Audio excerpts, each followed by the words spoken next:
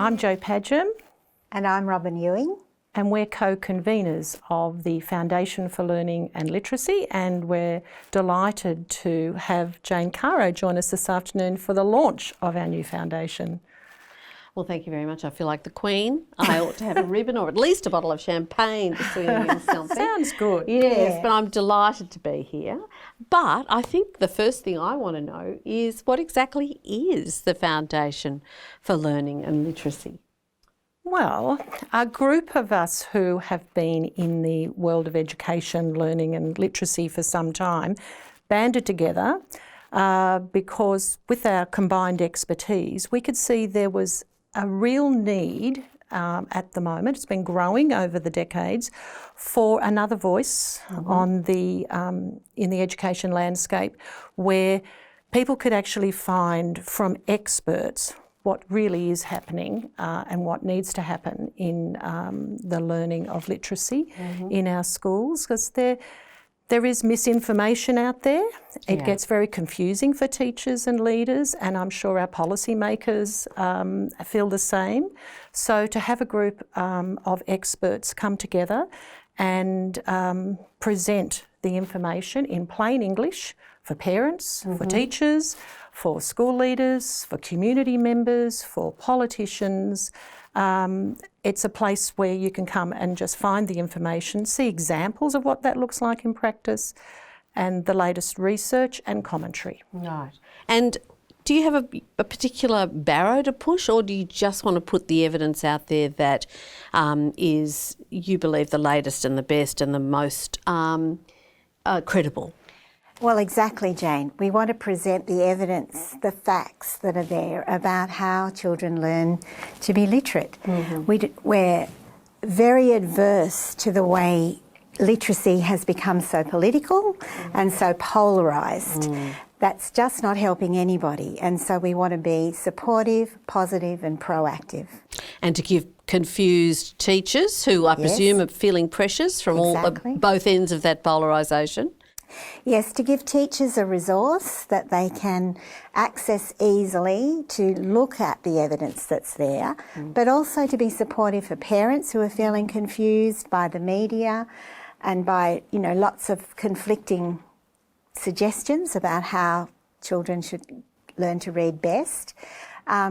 And anyone who's interested in literacy, as well as Jo said, the policymakers and bureaucrats. Who have to make decisions based on... They do. And sometimes I know how very difficult it can be if that isn't your field of expertise, you get pushed and swayed. And so to have an expert group come out with no particular commercial product to push, no particular one approach, but to actually put the expert information out there. And the other thing is too, because I work very closely with teachers over the 40 plus years in schooling, and at the moment, many of our teachers have been undermined. Their professionalism is being doubted. It's like someone else has got, the information, and yet they've never been a teacher. And teaching is a hugely complex and sophisticated profession, and our teachers do it really well, and they need more and more support and confidence to do it well. And also I suspect that if a parent has a child who's struggling to learn to read, they will get be searching for information to get help. And also if they have a problem, going to the teacher, and you need to have teachers who have a resource they can point parents to, they can go to themselves.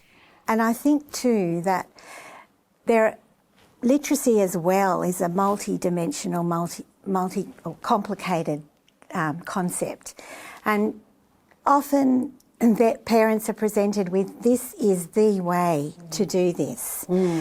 Every child is an individual, every child is unique, and yes, some children will have difficulties and challenges, and to be able to look at what the evidence says and understand that there isn't a recipe, I think is really important, because parents are always very concerned about children's literacy. It's about your life chances, isn't it? And so they want the best for their child, and we're trying to support them in that journey. but also you're supporting teachers and their expertise rather than setting yourself up in a way in competition or as a kind of stick with which to beat teachers, because there's a lot of that goes on these days. There is, and that's really hard on teachers, and it's demoralising, and teachers have to really problem solve when they have 25 children in the room. All 25 of them are coming to reading and writing and speaking with their own experiences, and the expertise of the teacher is to really look at each of those children and figure out, well, what is it that one needs? And they need to do that in partnership with parents. And I think when there's this big stick approach or, one way or the highway, it's so hard for teachers, and we need to be there supporting teachers and giving them resources in terms of words sometimes so that they can say why they're doing what they're doing. Yes, I think that's very That's important. one of the biggest things I've found, that parents feel so much more secure in what's happening with their child at school when a teacher can say, look, I'm doing this because I see that, and the evidence and experience shows that this will be the best way to meet your child's need. Yeah, being able to articulate it. So you're not saying, you're not for or against any particular kind of way of teaching kids to read and to write. You're into presenting the full suite of options and the research behind those. Yes, and we've developed a set of 11 touchstones that are the principles on which we've based the foundation. So things like the importance of oral language in the development of literacy, things like the importance of children having the opportunity to read for pleasure. And we want to put the joy and the imagination and the opportunities back into what learning to be literate's about, instead of thinking that it has to be taught in a lockstep, blinkered way. Interesting, that word joy. I don't think we're allowed to feel it anymore, even when we're 5.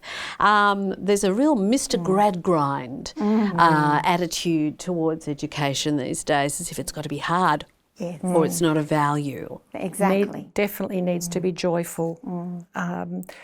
The schooling system begins at about that age 4, and they're the most joyful, inquisitive, creative, wonderful little beings, and that needs to be nurtured. And, children and young people at any age are seeking meaning. And so if there is one big thing that is behind those touchstones that Robin talked about, is that meaning needs to be the most important part. So therefore, all of the learning you're doing is authentic, meaningful, and happens in the real world.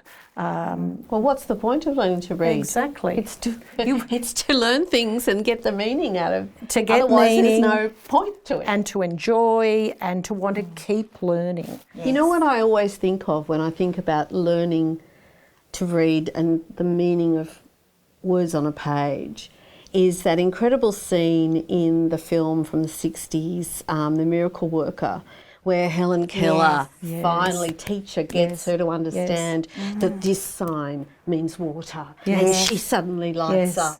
W-A-T-E-R.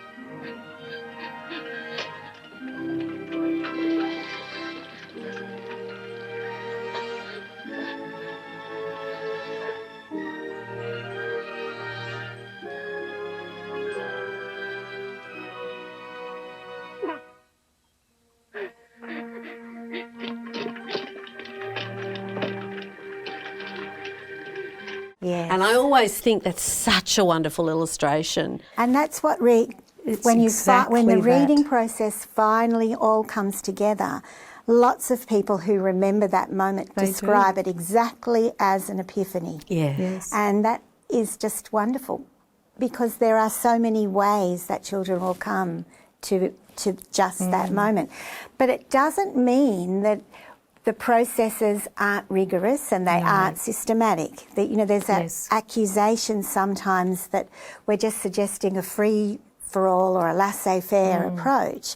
It's not that at all. It is about, as Jo said, meeting the particular needs of a child and going about teaching them in a systematic and rigorous way. She needed to know the signs before she could get the sense. Yes. And I think, Robin, there's that misunderstanding, and I know teachers understand this, but maybe others who aren't teachers don't, that you need to be very systematic as a teacher. That doesn't mean you're following the steps in a program, but you are noticing, recording, planning, targeting the teaching, noticing, recording, and so that it's the systematic approach that teachers take. It isn't that there is a system in a particular program. It's a systematic, not a system. That's right. Very interesting And it's differentiation. being very explicit. I mean, that's a wonderful thing that I see teachers doing so well now in classrooms, is being very clear about what it is that they're needing to work with that child or that group of children, and being very explicit about it in short, sharp parts, and then having the child practice and coming back and being explicit again. And that's the systematic nature of it, which is, I think, misunderstood.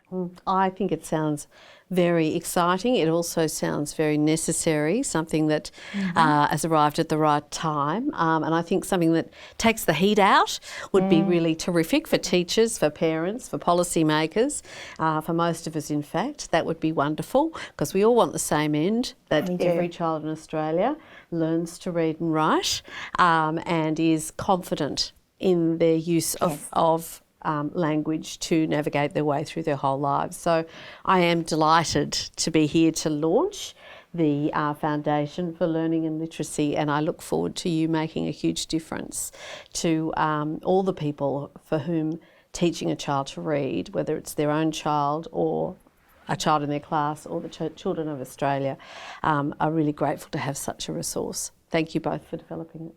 Thank you, Jane. Thank you, Jane.